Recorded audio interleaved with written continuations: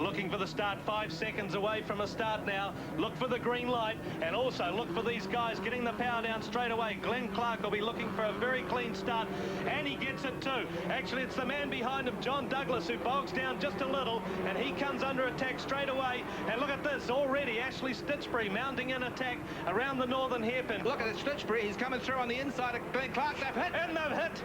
Oh, and there goes a spinner. That's Glenn Clark, gets pushed out of the way by Ashley Stitchbury as they go towards the left-hander. Glenn Clark will be really angry about that one. They got the wheels tangled up there, David, as they went to the left-hander.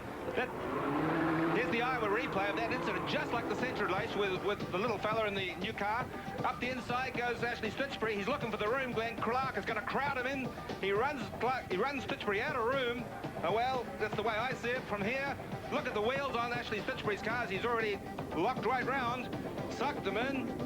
What do you think, Paul? I think actually Stitchbury actually got into trouble on his own without a touch at all, actually, and then took him out. Very lucky to get out of that one. I mean, he was crowded into the fence, but and decided to turn right to, otherwise he'd hit the wall. He had nowhere to go. So. Well, Ashley Stitchbury is the big winner out of the move. He's now leading from, obviously, Andrew Neil in second place.